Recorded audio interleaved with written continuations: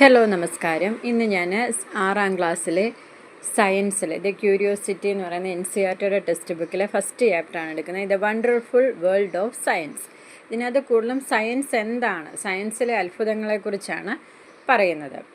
ഒരു human beings, അതായത് നമ്മളൊരു കുട്ടിയായിരിക്കുന്ന സമയത്ത് നമ്മുടെ പേരൻസിനോടൊക്കെ നമ്മൾ ഒത്തിരി കാര്യങ്ങളൊക്കെ ചോദിച്ചിട്ടുണ്ടായിരിക്കും അല്ലേ? നിങ്ങൾ ഇപ്പോഴും ചോദിക്കാറുണ്ടായിരിക്കും അതെന്താണ് അങ്ങനെ ഇങ്ങനെ എന്നല്ലേ. അങ്ങനെ ഭയങ്കര ഒരു വണ്ടർഫുൾ ആയിട്ടുള്ള ഒരു കാര്യമാണ് സയൻസ് എന്ന് പറഞ്ഞാൽ.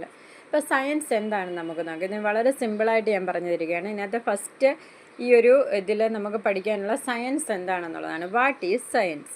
Science is a way of thinking, observing and doing things to understand the world we live in and uncover the secret of the universe.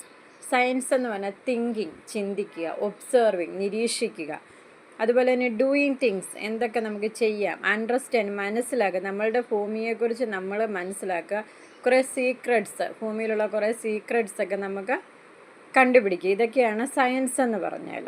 മനസ്സിലായോ? സയൻസ് എന്ന് പറഞ്ഞാൽ ഒരു രീതിയിലുള്ള ഒരു തിങ്കിങ്ങും ഒബ്സർവേഷനും doing things to understand the world of live, നമ്മൾ ജീവിക്കുന്ന സ്ഥലത്തെ കാര്യങ്ങളൊക്കെ, നമ്മൾ കണ്ടുപിടിക്കാത്ത കാര്യങ്ങളൊക്കെ കണ്ടുപിടിക്കുകയൊക്കെ ചെയ്യുന്നതാണ് സയൻസ് എന്ന് പറയുന്നത്.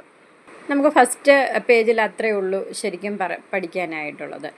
സെക്കൻഡ് പേജിൽ പറയുന്ന കാര്യങ്ങൾ എന്താണ്? ഡിസ്കവറീസുകളെ കുറിച്ചാണ്. നമ്മൾ ഡിസേർട്ട്, കോസ്റ്റൽ ഏരിയ, പല രീതിയിലുള്ള അണ്ടർ വാട്ടർ ഓഷൻ്റെ ഒരു പിക്ചർ തന്നിട്ടുണ്ട്, ഗാലക്സി, ഇങ്ങനെ പല കാര്യങ്ങൾ തന്നിട്ടുണ്ട്. ഈ പലയിടത്തും എന്താണ് നമ്മൾ ഡിസ്കവറീസ് ചെയ്ത്, അതായത് നമ്മൾ ഓരോ കാര്യങ്ങൾ കണ്ടുപിടിക്കുന്നുണ്ട് അല്ലേ? അതുപോലെ തന്നെ സയൻസ് എന്ന് പറഞ്ഞാൽ വലുതാണ്, വളരെ ചെറുതൊന്നുമല്ല. സയൻസ് എന്ന് പറഞ്ഞാൽ എന്താണ്, വളരെ വിശാലമായി കിടക്കുന്ന ഒരു മേഖലയാണ് സയൻസ് എന്ന് പറയുന്നത്. നമുക്കൊത്തിരി നോളജുകൾ, അതായത് അതിൽ നമുക്കൊത്തിരി ക്വസ്റ്റ്യൻസ് ചോദിക്കാൻ കാണും. അതുപോലെ തന്നെ പല രീതിയിൽ നമുക്ക് ഓരോ കാര്യങ്ങൾ നമ്മൾ പ്രകൃതിയിലോട്ട് ഇറങ്ങിച്ചെന്നാൽ നമുക്ക് കണ്ടുപിടിക്കാനായിട്ട് സാധിക്കും. ഇപ്പോൾ ഡെയിലി ലൈഫ്സിൽ നമ്മൾ കാണുന്ന ഒത്തിരി കാര്യങ്ങളുണ്ടല്ലേ. അതുപോലെ തന്നെ നമ്മൾ amazing variety of life on earth, പല രീതിയിലുള്ള ജീവിതങ്ങളും നമ്മൾ ഭൂമിയിൽ കാണുന്നുണ്ട്. പ്ലാന്റ്സും ആനിമൽസും എങ്ങനെയാണ് സർവൈവ് ചെയ്യുന്നതെന്ന് നമുക്കറിയാം അല്ലേ. അതുപോലെ തന്നെ പ്ലാന്റ്സും ആനിമൽസും ഒരുപോലെ ഡിപ്പെൻഡ്, അങ്ങോട്ടും ഇങ്ങോട്ടും ആശ്രയിച്ചാണ് ജീവിക്കുന്നത്. പ്ലാന്റ്സ് ഇല്ലെങ്കിൽ ആനിമൽസും ഇല്ല, ആനിമൽസ് ഇല്ലെങ്കിൽ എന്താണ്, പ്ലാന്റ്സും ഇല്ല. അങ്ങനെ മ്യൂച്വലി രണ്ടു പേർക്കും ഗുണങ്ങൾ കിട്ടുന്ന രീതിയിലാണ് ജീവിക്കുന്നത്. അതുപോലെ തന്നെ നമ്മുടെ ഭൂമിയിലാണെങ്കിൽ തന്നെ പല രീതിയിലും പല കൾച്ചറാണ്, അവിടെ പല രീതിയിലുള്ള ഫുഡുകളാണ് നമ്മൾ കഴിക്കുന്നത്. അതുപോലെ തന്നെ നിങ്ങൾ തണുത്ത ഡ്രിങ്കിങ്, നമ്മൾ ഒത്തിരി ചൂടുള്ള സമ്മർ ടൈമിലൊക്കെ നമുക്ക് നല്ല തണുത്ത വെള്ളം കുടിക്കാൻ നല്ല ഇഷ്ടമായിരിക്കും അല്ലേ. അതുപോലെ തന്നെ എന്താണ്, വിൻ്റർ ടൈമിൽ നമ്മൾ തണുത്ത വെള്ളമാണോ കുടിക്കുന്നില്ല, അപ്പം നമുക്ക് ഇച്ചിരി അല്പം ചൂടുള്ള വെള്ളത്തിനോടൊക്കെ ആയിരിക്കും താല്പര്യം. അതുപോലെ തന്നെ നമുക്ക്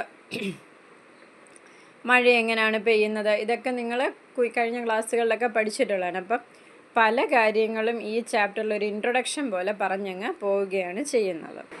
അതുപോലെ തന്നെ നമ്മളെന്താണ്, നമ്മുടെ ചുറ്റുപാടും കാണുന്ന കാര്യങ്ങളൊക്കെ നിരീക്ഷിച്ച് നമ്മളൊരു നോട്ട്ബുക്കിൽ എല്ലാം കുറിച്ച് വയ്ക്കുന്നതൊക്കെ വളരെ നല്ലതായിരിക്കും. നിങ്ങൾക്ക് പിന്നെ ചിന്തിച്ച് നോക്കാം, അത് ഒരു സാധനം കിട്ടിക്കഴിഞ്ഞാൽ അത് എന്തൊക്കെ യൂസ് ചെയ്തിട്ടായിരിക്കും അത് നിർമ്മിച്ചിരിക്കുന്നതെന്നൊക്കെ നിങ്ങൾ അനലൈസ് ചെയ്ത് നോക്കണം. അതിനകത്ത് അതുപോലെ തന്നെ നമ്മൾ ഇപ്പോൾ സയൻസിൽ ഓരോ കണ്ടുപിടുത്തങ്ങൾ കണ്ടുപിടിക്കുന്നുണ്ട് അല്ലേ.